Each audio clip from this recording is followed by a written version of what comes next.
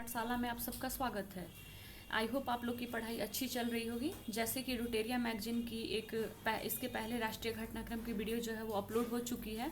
आज second video आ रहा है। सेकंड वीडियो में मई 2024 से जनवरी 2024 तक के राष्ट्रीय घटनाक्रम के वीडियो करंट अफेयर्स जो है वो आएंगे। तो ऐसे करके 1 से 2 वीडियो और आएंगे और पूरे 4 वीडियो में जो है वो राष्ट्रीय घटनाक्रम को पूरी तरह से कंप्लीट कर दिया जाएगा। तो चलिए शुरू करते हैं मई महीने का राष्ट्रीय घटनाक्रम। हाल ही में महाराष्ट्र के पुणे में भारत के पहले संविधान पार्क का उद्घाटन किया गया। इस पार्क का निर्माण भारतीय सेना और पुनीत बालन ग्रुप ने संयुक्त रूप से किया है। टाइम मैगजीन द्वारा जारी विश्व की 100 सबसे प्रभावशाली कंपनियों में भारत की दो प्रमुख कंपनियां टाटा समूह और रिलायंस इंडस्ट्रीज लिमिटेड शामिल हैं। तमिलनाडु सरकार ने नीलगिरी तहर की संख्या का अनुमान लगाने तथा उनके संरक्षण के लिए 3 दिवसीय सर्वेक्षण शुरू किया। हाल ही में लोक उद्यम विभाग ने भारतीय अक्षय ऊर्जा विकास एजेंसी यानी कि IREDA को प्रतिष्ठित नवरत्न का दर्जा दिया। 3 मई 2024 को भारत इंडोनेशिया संयुक्त रक्षा सहयोग समिति की बैठक नई दिल्ली में आयोजित की गई। इसकी अध्यक्षता रक्षा सचिव गिरधर अरमाने और इंडोनेशिया रक्षा मंत्रालय के महासचिव डॉनी एरमावन तोफांटे ने की। भारतीय रिजर्व बैंक ने गुजरात की गिफ्ट सिटी में REC लिमिटेड की सहायक कंपनी स्थापित करने की मंजूरी दी। न्यूयॉर्क में आयोजित जनसंख्या और विकास आयोग की बैठक में भारत का प्रतिनिधित्व त्रिपुरा, राजस्थान और आंध्र प्रदेश के 3 महिला सरपंचों ने किया। भारतीय TCS कंपनी ने बैंकिंग तकनीक को आधुनिक बनाने के लिए कुवैत के अग्रणी वाणिज्यिक बैंक यानी कि बर्गन बैंक के साथ समझौता किया। जहाज निर्माण में स्वदेशी सामग्री को बढ़ावा देने के लिए भारतीय तटरक्षक ने जिंदल स्टील एंड पावर के साथ समझौता किया। हाल ही में गुजरात के कच्छ के प्रसिद्ध अजरक कला यानी कि अजरक कला क्या है तो एक कपड़ा है को GI टैग प्रदान किया गया। भिलाई स्टील प्लांट द्वारा मरोदा वन जलाशय में छत्तीसगढ़ की पहली फ्लोटिंग सौर परियोजना की स्थापना की जाएगी जिसकी क्षमता 15 मेगावाट होगी। केंद्र सरकार ने उत्तर प्रदेश के सांस्कृतिक विरासत को संरक्षित करने के लिए अमेठी जिले के 8 रेलवे स्टेशनों के नाम परिवर्तन करने की मंजूरी दी। उत्तराखंड सरकार ने भ्रामक विज्ञापनों के कारण पतंजलि आयुर्वेद के 14 उत्पादों का लाइसेंस निलंबित कर दिया है। 18 से 19 मई 2024 को केंद्रीय कानून और न्याय मंत्रालय ने असम के गुवाहाटी में आपराधिक न्याय प्रणाली के प्रशासन में भारत का प्रगतिशील पथ नामक सम्मेलन का आयोजन किया। इसका उद्देश्य देश के न्याय प्रणाली में किए गए बदलावों के बारे में जागरूकता लाना है। HDFC लाइफ ने ऑनलाइन प्लेटफॉर्म के माध्यम से जीवन बीमा खरीद को सरल बनाने के लिए नो झंझट लाइफ इंश्योरेंस फटाफट अभियान की शुरुआत की। हाल ही में रिलायंस इंडस्ट्रीज ने कच्चे तेल की खरीद और रूबल में भुगतान के लिए रूस की रोसनेफ्ट कंपनी के साथ समझौता किया। प्रोजेक्ट भीष्म के तहत भारतीय वायुसेना ने आगरा में पहली बार विमान से एयर ड्रॉप के लिए पोर्टेबल अस्पताल का परीक्षण किया। हाल ही में पुरातत्वविदों ने कर्नाटक के मंगलुरु शहर में बब्बू स्वामी मंदिर के पास रॉक आर्ट के पहले साक्ष्य की खोज की। हाल ही में कर्नाटक सरकार ने महिलाओं के लिए सरकारी अनुबंध नौकरियों में 33% आरक्षण की घोषणा की। हाल ही में भारतीय state bank India international bullion exchange का ट्रेडिंग और क्लियरिंग सदस्य बनने वाला पहला बैंक बन गया है। पशुपालन और डेयरी विभाग ने पशु वैक्सीन कोल्ड चेन प्रबंधन के डिजिटलीकरण के लिए संयुक्त राष्ट्र विकास कार्यक्रम के साथ समझौता किया। भारत की साहित्यिक और सांस्कृतिक रचनाएं रामचरितमानस, पंचतंत्र और सहृदय लोक लोकन को यूनेस्को की memory of the world Asia Pacific regional register में शामिल किया गया। असम सरकार ने आपदा प्रबंधन क्षमताओं को बढ़ाने के लिए डिजिटल प्लेटफॉर्म आपदा रिपोर्टिंग और सूचना प्रबंधन प्रणाली यानी कि ड्रीम्स की शुरुआत की। राष्ट्रीय पिछड़ा वर्ग आयोग द्वारा जारी रिपोर्ट के अनुसार 2014 से 2022 के बीच विभिन्न श्रेणियों में अनुसूचित जाति वर्ग के छात्रों के नामांकन में 44% की वृद्धि दर्ज की गई। आतंकवाद से निपटने की दिशा में सहयोग के लिए भारत और ब्रिटेन के बीच 16वीं संयुक्त कार्य समूह की बैठक नई दिल्ली में आयोजित की गई। केंद्रीय आयुर्वेदिक विज्ञान अनुसंधान परिषद द्वारा आयुर्वेद के क्षेत्र में अनुसंधान को बढ़ावा देने के लिए 28 मई को नई दिल्ली में प्रगति 2024 का शुभारंभ किया गया। तमिलनाडु से चोरी हुई कालिया कल्की यानी कि डांसिंग कृष्णा की एक प्राचीन चोल काल की मूर्ति को थाईलैंड से वापस लाने का निर्णय लिया गया। गेल इंडिया लिमिटेड ने राष्ट्रीय हरित हाइड्रोजन मिशन के तहत मध्य प्रदेश में अपना पहला हरित हाइड्रोजन संयंत्र शुरू किया। हाल ही में भारत को 2024-26 के लिए दक्षिण पूर्व एशिया में प्रवासी श्रमिक मूल देशों की क्षेत्रीय परामर्श प्रक्रिया कोलंबो प्रोसेस की अध्यक्षता सौंपी गई। शिक्षा मंत्रालय ने नई दिल्ली के राष्ट्रीय बाल भवन में 29 मई से 28 जून 2024 तक चलने वाले समर फिएस्टा 2024 का शुभारंभ किया।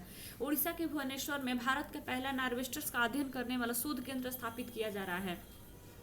आईआईटी दिल्ली ने पहले अंतर्राष्ट्रीय परिसर अबू धाबी यानी कि यूएई में अपना पहला शैक्षणिक सत्र 2024-25 शुरू किया है। हाल ही में जारी Times Higher Education Young University Ranking 2024 में केरल के कोट्टायम में स्थित महात्मा गांधी यूनिवर्सिटी को प्रथम स्थान प्राप्त हुआ। दक्षिण भारत के सुपरस्टार रजनीकांत को सिनेमा और संस्कृति में उनके योगदान के लिए यूएई ने प्रतिष्ठित गोल्डन वीजा से सम्मानित किया। भारतीय सेना ने Indian oil corporation limited IOCL के साथ पहली हाइड्रोजन फ्यूल सेल बस का परीक्षण शुरू किया। मुंबई की 16 वर्षीय कौम्या कार्तिकेयन दुनिया की सबसे ऊंची चोटी माउंट एवरेस्ट पर चढ़ने वाली भारत की सबसे कम उम्र की और दुनिया की दूसरी सबसे कम उम्र की पर्वतारोही बन गई हैं। और ज्योति रात्रे जो है, जो कि 55 वर्ष की आयु में मध्य प्रदेश की हैं, माउंट एवरेस्ट चढ़ने वाली सबसे ज्यादा उम्र की हैं।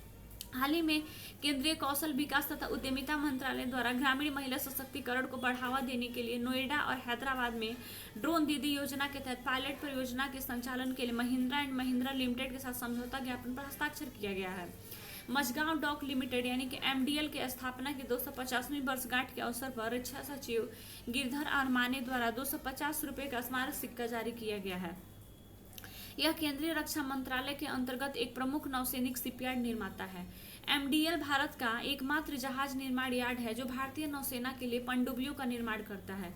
15 मई 2024 को देश की सबसे बड़ी कौशल प्रतियोगिता इंडिया स्किल्स 2024 का उद्घाटन यशोभूमि द्वारिका यानी कि नई दिल्ली में किया गया।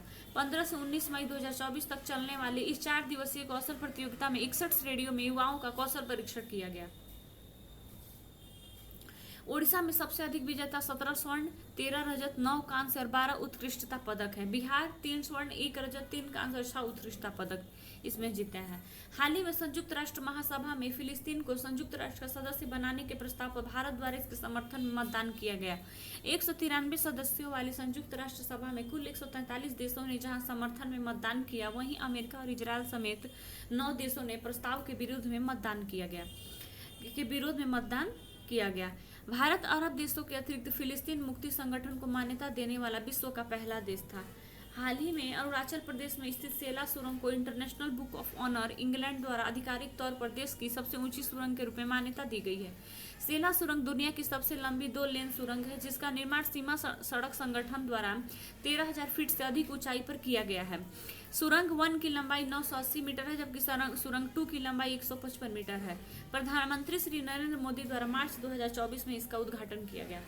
सिकुड़ता लोकतंत्र बढ़ती हिस्सा 2023 में इंटरनेट शटडाउन नामक रिपोर्ट में भारत लगातार 6वें वर्ष शीर्ष स्थान पर है। वर्ष 2023 में भारत में कुल 116 बार इंटरनेट शटडाउन किया गया। यह रिपोर्ट एक्सेस नाउ और #कीप इट ऑन गठबंधन द्वारा जारी किया जाता है। हाल ही में भारतीय आध्यात्मिक गुरु श्री श्री रविशंकर को श्रीलंका में भारतीय मूल के तमिलों यानी कि IOT के 200 वर्ष पूरे होने की स्मृति में जारी किया गया पहला डाक टिकट प्रदान किया गया। Chief of Defence Staff Anil Chauhan ने हाल ही में नई दिल्ली में आयोजित 5 दिवसीय यानी कि 20 से 24 मई के बीच साइबर सुरक्षा अभ्यास में भाग लिया। हाल ही में भारत के कोच्चि में राष्ट्रीय ध्रुवीय और महासागर अनुसंधान केंद्र पृथ्वी विज्ञान मंत्रालय द्वारा 46वीं अंटार्कटिका संधि सलाहकार बैठक ATCM 46 का आयोजन किया गया। ATCM अंटार्कटिका संधि 1959 के हस्ताक्षरकर्ताओं की एक वार्षिक बैठक है। 2007 के बाद यह भारत द्वारा पहली मेजबानी थी।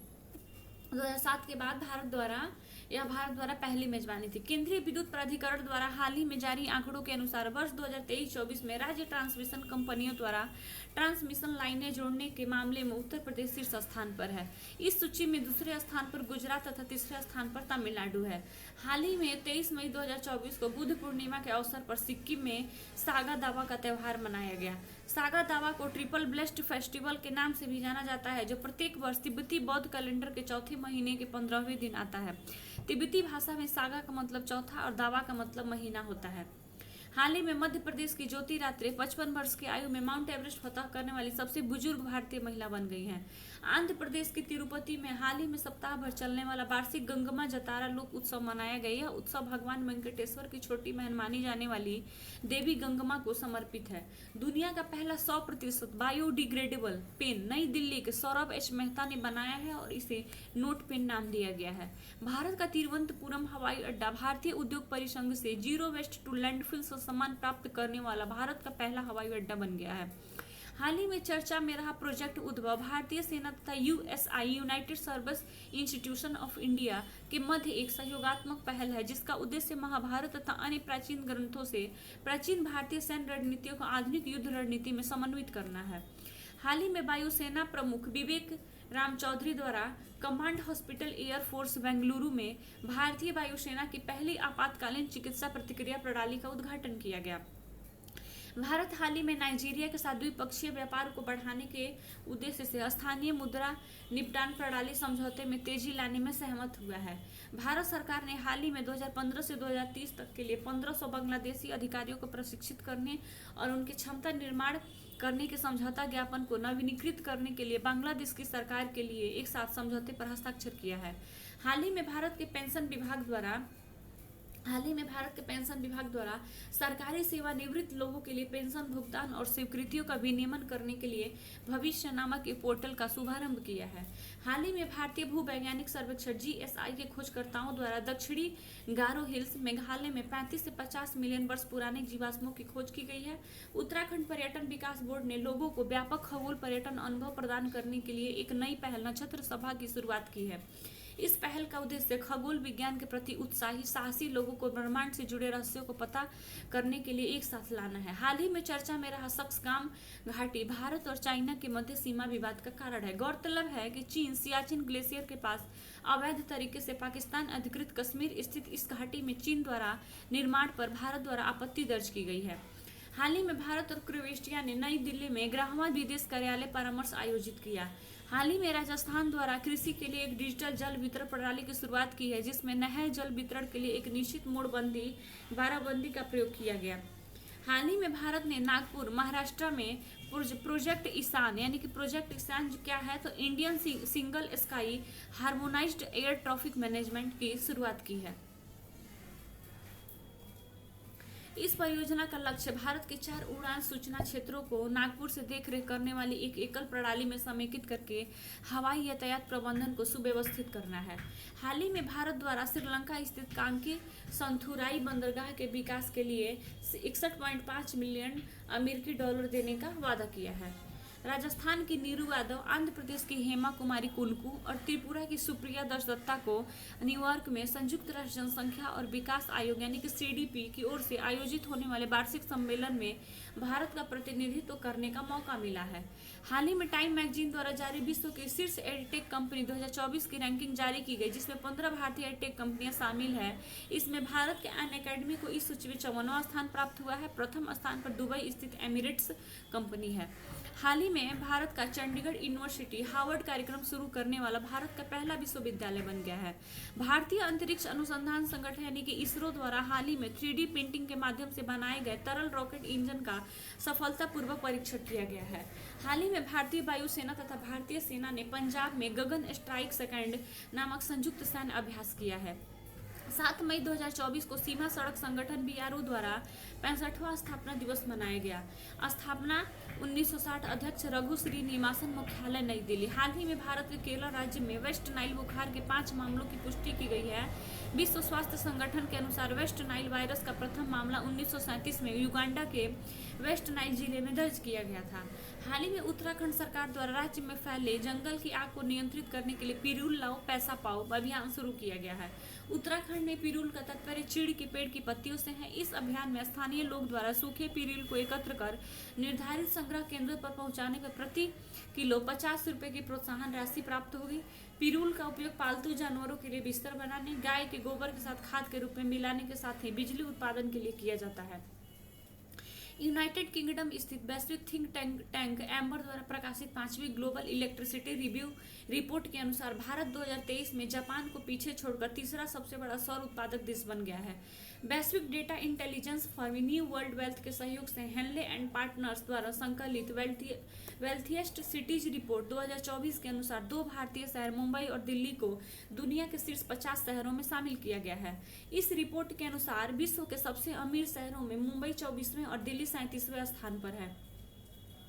हाल ही में भारत ने मालडोवा के साथ राजनयिक तथा आधिकारिक पासपोर्ट धारकों के लिए वीजा मुक्त यात्रा की अनुमति देने वाले समझौते पर हस्ताक्षर किया है। हाल ही में मणिपुर राज्य द्वारा जातीय संघर्ष के कारण राहत शिविरों में छात्रों को शिक्षित करने के लिए स्कूल ऑन व्हील्स पहल की शुरुआत की गई है। अंतर्राष्ट्रीय प्रवासन संगठन IOM द्वारा हाल ही में जारी रिपोर्ट के अनुसार वर्ष 2022 में $111 बिलियन का प्रेषण प्राप्त करने वाला भारत दुनिया का पहला देश बन गया है। हाल ही में लेह लद्दाख में भारत और भूटान के मध्य 5वीं संयुक्त सीमा शुल्क समूह यानी कि JGC की बैठक आयोजित की गई है। हाल ही में खबरों में रहा बॉम्बे बकेट ऑपरेशन का संबंध उत्तराखंड से। गौरतलब है कि उत्तराखंड के पौड़ी गढ़वाल सेक्टर में जंगल की आग पर प्रतिक्रिया देते हुए इंडियन एयरफोर्स द्वारा M117V5 हेलीकॉप्टर द्वारा इस विशेष अग्निशमन तकनीक का इस्तेमाल किया। इस तकनीक में एक कंटेनर को हेलीकॉप्टर के नीचे लटकाना, उसे पानी के स्रोत से भरना और फिर उसे आग वाले क्षेत्र में छोड़ना शामिल है। हाल ही में भारत 10 लाख उबर ड्राइवरों की उपलब्धि हासिल करने वाला दुनिया का तीसरा देश बना है। अमेरिका और ब्राजील यह उपलब्धि हासिल करने वाले विश्व के प्रथम 2 देश थे। हाल ही में जापान के राजदूत हिरोशी सुजुकी और नागालैंड के मुख्यमंत्री नेफ्यू रियो ने संयुक्त रूप से नागालैंड में कोहिमा शांति स्मारक और इको पार्क का उद्घाटन किया है। हाल ही में भारतीय मूल के अंतरिक्ष यात्री सुनीता विलियम्स सहकर्मी वुच विल्मोर के साथ अंतर्राष्ट्रीय अंतरिक्ष स्टेशन के लिए अपने तीसरे अंतरिक्ष मिशन पर रवाना हुई है। हाल ही में नेपाल द्वारा छापे गए 100 रुपए के नोट की वजह से भारत नेपाल सीमा विवाद एक बार फिर सुर्खियों में आ गया है। विवाद का कारण क्या है? तो गौरतलब है कि इस नोट पर नेपाल का जो नक्शा या मानचित्र है उसमें लिपुलेख, लिम्पियाधुरा और काला पानी जैसे भारत के क्षेत्रों को नेपाल का हिस्सा बताया गया है। तमिलनाडु के एक विश्वविद्यालय द्वारा मरीन टार्डिग्रेड की एक नई प्रजाति का नाम बटिलिप्स चंद्रायणी रखा गया है। शोधकर्ताओं द्वारा इसरो के चंद्रयान 3 के नाम पर यह फैसला लिया गया है। अब शुरू करते हैं अप्रैल माह का राष्ट्रीय घटनाक्रम। 1 अप्रैल 2024 से भारतीय राष्ट्रीय राजमार्ग के प्राधिकरण NHAI यानी कि national highway authority of India ने एक वाहन एक फास्टैग नियम को लागू किया है। इसका उद्देश्य कई वाहनों के लिए एक ही फास्टैग के उपयोग को रोकना है। तमिलनाडु के राज्यपाल RN रवि ने परमवीर चक्र पुरस्कार विजेताओं को सम्मानित करने के लिए कांची महास्वामी विद्या मंदिर में परमवीर चक्र उद्यान का उद्घाटन किया। उस उद्यान में 21 परमवीर चक्र पुरस्कार विजेताओं की मूर्तियां प्रदर्शित की गई हैं। फ्रांसीसी वाहन निर्माता कंपनी सिट्रोन इंडोनेशिया में मेड इन इंडिया के तहत भारत से इलेक्ट्रिक वाहन का निर्यात करने वाली पहली बहुराष्ट्रीय कंपनी बन गई है। हाल ही में बिहार के पटना GPO ने दुनिया के पहले डाक टिकट कॉपर टिकट के 250वें स्थापना वर्ष का जश्न मनाया। उत्तर प्रदेश सरकार ने इको टूरिज्म को बढ़ावा देने के लिए चित्रकूट के तुलसी झरने पर राज्य के पहले ग्लास स्काई वॉक ब्रिज को शुरू किया। सार्वजनिक उद्यम विभाग द्वारा भारतीय नवीकरणीय ऊर्जा विकास एजेंसी को नवरत्न का दर्जा दिया गया। नवरत्न ऊर्जा दर्जा प्राप्त कंपनियों को सालाना अपनी कुल संपत्ति का 30% तक आवंटित करने की अनुमति है। साथ ही ये संयुक्त उद्योगों में भाग ले सकती हैं तथा विदेशी सहायक कंपनियां स्थापित कर सकती हैं। LIC ने अपने ग्राहकों के लिए जीवन समर्थ परियोजना की शुरुआत की है ताकि वह अपने ग्राहकों की बदलती जरूरतों को पूरा करने में सक्षम हो। पंजाब सरकार ने लोगों को चुनाव संबंधी जानकारी प्रदान करने के लिए बूथ राबता नामक वेबसाइट लॉन्च की है। वर्ष 2024 में लोकसभा चुनाव में पहली बार ऐतिहासिक वोटिंग करने वाली सोमपेन जनजाति का संबंध अंडमान निकोबार से है। त्रिपुरा के ब्रू प्रवासी ने पहली बार लोकसभा चुनाव में मतदाता के रूप में भाग लिया। हाल ही में चर्चा में रहा डोंगरिया कुंद जनजाति के सदस्यों द्वारा लोकसभा चुनाव की बहिष्कार करने का फैसला लिया है। यह जनजाति ओडिशा से संबंधित है। अपने खिलाफ झूठे खनन विरोधी मामले वापस नहीं लिए जाने पर यह जनजाति अपने मताधिकार का प्रयोग नहीं करेगी। हाल ही में भारत में पहली बार अरुणाचल प्रदेश के टील वैली वन्यजीव अभयारण्य में तितली की एक दुर्लभ प्रजाति की खोज की गई है जिसका नाम नेप्टिस फिलारा है। 22 अप्रैल को पृथ्वी दिवस के अवसर पर CSIR ने नई दिल्ली में CSIR मुख्यालय भवन पर भारत की सबसे बड़ी जलवायु घड़ी स्थापित की है। इसका उद्देश्य जलवायु परिवर्तन तथा इसके कुप्रभावों के बारे में जागरूकता फैलाना है। रिलायंस जियो डेटा ट्रैफिक के मामले में चाइना मोबाइल को पीछे छोड़कर दुनिया का सबसे बड़ा मोबाइल ऑपरेटर बन गया है। 21 अप्रैल 2024 को प्रधानमंत्री नरेंद्र मोदी ने नई दिल्ली में 2550वें भगवान महावीर निर्वाण महोत्सव का उद्घाटन किया। हाल ही में पश्चिम एशियाई देश ईरान तथा इजरायल के बीच बढ़ते तनाव के मध्य भारत सरकार द्वारा इन देशों की यात्रा को लेकर गाइडलाइन जारी किया गया तथा इनकी यात्रा न करने की सलाह दी गई। भारत सरकार द्वारा यह गाइडलाइन तब जारी की गई जब इजरायल द्वारा सीरिया में ईरान के वाणिज्य दूतावास पर हमला किया गया, जिसके दौरान ईरानी सैन्य कमांडरों की मौत हो गई। इस हमले के प्रतिक्रिया स्वरूप ईरान ने भी इजरायल पर 330 मिसाइल और ड्रोन से हमला किया। Himachal Pradesh cricket association stadium hybrid pitch तकनीक का उपयोग करने वाला भारत का पहला स्टेडियम बन गया है। हाल ही में विश्व व्यापार संगठन WTO द्वारा यानी कि वर्ल्ड ट्रेड ऑर्गेनाइजेशन द्वारा जारी डिजिटल सेवा निर्यात रैंकिंग में भारत चौथे स्थान पर है।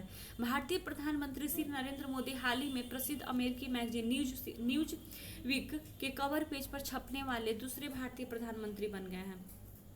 न्यूज वीक के कवर पेज पर छपने वाले प्रथम भारतीय प्रधानमंत्री श्रीमती इंदिरा गांधी थी। हाल ही में केंद्र सरकार द्वारा केंद्रीय गृह सचिव राजीव गाबा की अध्यक्षता में LGBTQ+ समुदायों के कल्याण पर एक समिति गठित किया गया है। केंद्र सरकार द्वारा इस समिति का गठन सुप्रियो चक्रवर्ती बनाम भारत सरकार मामले 2023 में उच्चतम न्यायालय द्वारा दिए गए सुझाव के अंतर्गत किया गया है। हाल ही में महिला एवं बाल विकास मंत्रालय द्वारा राष्ट्रीय शिक्षा नीति 2020 के अनुरूप आधारशिला नाम से प्रारंभिक बचपन देखभाल और शिक्षा के लिए राष्ट्रीय पाठ्य चर्चा 2024 लॉन्च किया गया है। द सिल्वर इंस्टीट्यूट के 2024 वर्ल्ड सिल्वर सर्वे के अनुसार वेदांता समूह की सहायक कंपनी हिंदुस्तान जिंक लिमिटेड दुनिया की तीसरी सबसे बड़ी चांदी उत्पादक कंपनी बन गई है। हाल ही में जारी एक रिपोर्ट के अनुसार पर्यावरण संरक्षण के क्षेत्र में केंद्र सरकार द्वारा शुरू किए गए ग्रीन क्रेडिट प्रोग्राम यानी कि GCP के प्रभावी क्रियान्वयन में मध्य प्रदेश शीर्ष स्थान पर है। विगत 2 माह में हरित ऋण कार्यक्रम ने 10 राज्यों में फैले 4980 हेक्टेयर क्षेत्र में 500 भूमि पार्सल में हरियाली वाले वृक्षारोपण की पहल की है। हाल ही में भारतीय ऐतिहासिक अभिलेख आयोग द्वारा अपना नया लोगो और आदर्श वाक्य जारी किया है। नया आदर्श वाक्य यत्र इतिहासाम भविष्याम सुरक्षिता है। संयुक्त राष्ट्र जनसंख्या कोष UNFPA द्वारा हाल ही में विश्व जनसंख्या स्थिति रिपोर्ट 2024 रिपोर्ट पेश किया गया। रिपोर्ट के मुख्य बिंदु क्या है तो भारत 144.17 करोड़ की आबादी के साथ वैश्विक स्तर पर सर्वाधिक आबादी वाला देश है। भारत की कुल जनसंख्या का लगभग 24% 0 से 14 आयु वर्ग में है। इस रिपोर्ट में भारत की जनसंख्या 77 वर्षों में दोगुनी होने का अनुमान व्यक्त किया गया है। हाल ही में शिपिंग मंत्रालय द्वारा केरल में अदानी समूह द्वारा विकसित विजिंझम पोर्ट को भारत के पहले ट्रांसशिपमेंट पोर्ट के रूप में मंजूरी दिया गया है। यह पोर्ट देश का पहला पूर्ण विकसित गहरे पानी का ट्रांसशिपमेंट बंदरगाह है। ट्रांसशिपमेंट बंदरगाह रास्ते में आने वाले जहाजों के बीच माल को अंतिम गंतव्य तक पहुंचाते हैं। 23 अप्रैल को मणिपुर द्वारा खोंगजोम दिवस मनाया गया। यह दिवस वर्ष 1891 में खोंगजोम में मणिपुर द्वारा अंग्रेजों के खिलाफ युद्ध में सहायक नायकों की याद में मनाया जाता है। हाल ही में डिजिटलीकरण के माध्यम से कृषि ऋण देने में क्रांति लाने के उद्देश्य से नाबार्ड तथा RBI इनोवेशन हब द्वारा सहयोग के लिए हाथ मिलाया गया है। भारतीय प्रौद्योगिकी संस्थान IIT रुड़की के शोधकर्ताओं द्वारा दुनिया के सबसे बड़े सांपों में से एक के जीवाश्म खोज की सूचना गुजरात के एक लिग्नाइट खदान से दिया गया है। गुजरात में लगभग 4.7 करोड़ वर्ष पहले रहने वाले सांप की प्राचीन प्रजाति का नाम वासुकी इंडिकस है। हाल ही में भारत सरकार द्वारा 6 पड़ोसी देश यानी कि Bangladesh, UAE, Bhutan, Bahrain, Mauritius और श्रीलंका को 99,150 मीट्रिक टन प्याज के निर्यात की अनुमति दी है। हाल ही में भारतीय बीमा नियामक और विकास प्राधिकरण IRDAI ने 25 और 26 अप्रैल को हैदराबाद में बीमा मंथन के 6ठे संस्करण का आयोजन किया गया है। भारतीय बीमा विनियामक और विकास प्राधिकरण भारत में बीमा क्षेत्र का शीर्ष नियामक संस्था है। इसकी स्थापना भारत सरकार द्वारा 1999 में बीमा क्षेत्र सुधार पर गठित RN मल्होत्रा समिति की सिफारिश पर की गई है।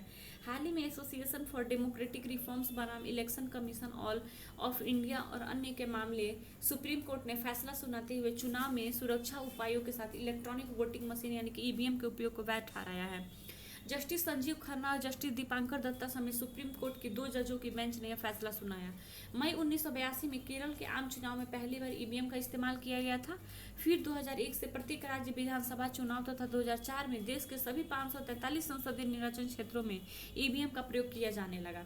हाल ही में सरकार द्वारा मुंबई में देश का पहला tri service common defence station बनाए जाने की घोषणा की गई है।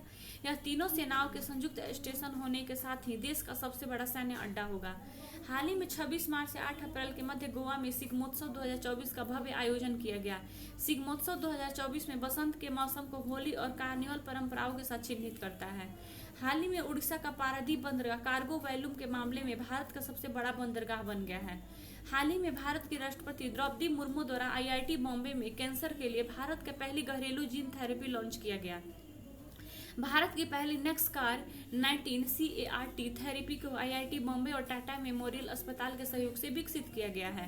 हाल ही में अडानी ग्रीन एनर्जी लिमिटेड ने गुजरात के विशाल खावड़ा सोलर पार्क में 2000 मेगावाट की सौर क्षमता स्थापित करने के साथ ही 10,000 मेगावाट से अधिक नवीकरणीय ऊर्जा क्षमता वाली भारत की पहली कंपनी बन गई है। हाल ही में विश्व डोपिंग रोधी एजेंसी वाडा द्वारा जारी एक रिपोर्ट के अनुसार वर्ष 2022 में दुनिया भर में डोपिंग उल्लंघन के मामले की संख्या में भारत शीर्ष पर है। विश्व डोपिंग रोधी एजेंसी वाडा स्थापना कब है? 1999, मुख्यालय मॉन्ट्रियल कनाडा। उद्देश्य खेलों में एथलीट द्वारा प्रदर्शन बढ़ाने वाली डोप यानी कि दवाई के अनाधिकृत उपयोग के खिलाफ लड़ाई। हाल ही में जारी रिपोर्ट के अनुसार भारत में भौगोलिक संकेत यानी कि GI जियोग्राफिकल आइडेंटिफिकेशन पंजीकृत उत्पादों की संख्या क्या है? 600 से अधिक हो गई हैं। इस सूची में उत्तर प्रदेश सर्वाधिक 69 GI पंजीकृत उत्पाद के साथ शीर्ष स्थान पर, सेकंड नंबर पर तमिलनाडु है। 6 अप्रैल 2024 को तमिलनाडु के रामेश्वरम के पास भारतीय तटरक्षक बल के महानिदेशक रकस पॉल द्वारा ICGS मंडपम में भारतीय तटरक्षक बल के जलीय केंद्र का उद्घाटन किया गया है। हाल ही में तटरक्षक बल ने त्वरित कार्यवाही गतिविधि को संचालित करते हुए 27 बांग्लादेशी मछुआरों को सुरक्षित बचाया है। भारतीय तटरक्षक बल के जहाज ICG अमोक द्वारा रेस्क्यू किया गया था। 210 कृत्रिम रीफ की स्थापना मुंबई के वर्ली कोलीवाड़ा में किया जा रहा है। इससे पहले यह पुदुचेरी में किया जा चुका है। यह पहल RPG फाउंडेशन द्वारा वित्त पोषित किया गया है, जो इसके प्रोजेक्ट नेचर समुद्री संरक्षण पहल का हिस्सा है। हाल ही में तमिलनाडु ने चक्रवात मिचांग और 2023 में बाढ़ के बाद राष्ट्रीय आपदा राहत निधि को रोकने का आरोप लगाते हुए केंद्र सरकार पर सुप्रीम कोर्ट में मुकदमा दायर किया है। हाल ही में जारी एक रिपोर्ट के अनुसार तमिलनाडु वित्तीय वर्ष 2023-24 में भारत में इलेक्ट्रॉनिक सामान का सबसे बड़ा निर्यातक बनकर उभरा है। वर्तमान में तमिलनाडु देश के कुल इलेक्ट्रॉनिक निर्यात में 30% का योगदान देता है। हाल ही में केरल विश्वविद्यालय के पुरातत्वविदों ने गुजरात के पड़ता बेट यानी कि कच्छ में एक 5200 वर्ष पुरानी महत्वपूर्ण हड़प्पा बस्ती का पता लगाया है। हाल ही में विदेश मंत्रालय द्वारा चाबहार के बाद म्यांमार के सितवे बंदरगाह को संचालन को मंजूरी दी है।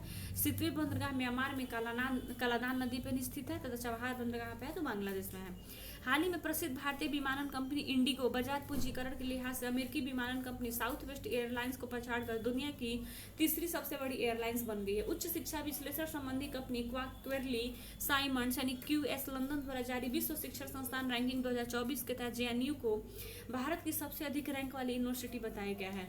विकास अध्ययन श्रेणी में ये विश्वविद्यालय दुनिया में 20वें स्थान पर है। गत वर्ष के 66 भारतीय विश्वविद्यालय की अपेक्षा इस वर्ष के 69 भारतीय विश्वविद्यालय ने इस रैंकिंग में अपनी जगह बनाई है। हाल ही में जेफ बेजोस के नेतृत्व वाली अंतरिक्ष स्टार्टअप ब्लू ओरिजिन ने अपने NS-25 मिशन पर जाने वाले 6 सदस्यीय दल का अनावरण किया है, जिसमें भारतीय गोपी थोटाकुरा भी शामिल है। गोपी थोटाकुरा भारत के पहले अंतरिक्ष पर्यटक होंगे तथा राकेश शर्मा के बाद अंतरिक्ष में जाने वाले दूसरे भारतीय होंगे। हाल ही में भारत की पहली आर्टिफिशियल इंटेलिजेंस आधारित फिल्म इराह का ट्रेलर लॉन्च किया गया।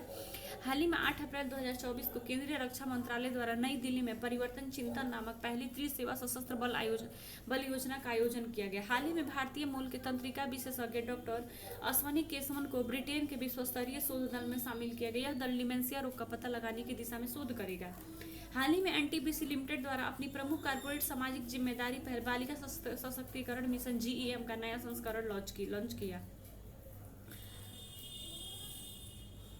यह कार्यक्रम भारत सरकार की बेटी बचाओ बेटी पढ़ाओ पहल के अनुरूप है। हाल ही में भारत सरकार द्वारा वित्तीय वर्ष 2024-25 के दौरान देश में कैंटी और बैडीची कोयला ब्लॉकों में से 170 मिलियन टन कोयला उत्पादन का लक्ष्य रखने की घोषणा की गई है। भारत सरकार द्वारा निर्धारित लक्ष्य 2023-24 में उत्पादित 116 मीट्रिक टन से 26% अधिक है। राजस्थान के हाल ही में गणगौर उत्सव 2024 मनाए गए। गणगौर भगवान शिव और देवी पार्वती के मिलन की स्मृति में मनाया जाने वाला त्यौहार है। तो फ्रेंड्स, इस वीडियो को हम यहीं पे एंड करते हैं क्योंकि वीडियो बहुत ज़्यादा लंबा हो जाएगा। फिर नेक्स्ट वीडियो जो है वो मार्च, फरवरी और जनवरी का जो करंट अफेयर्स हो नेक्स्ट वीडियो में आएंगे। Thank you.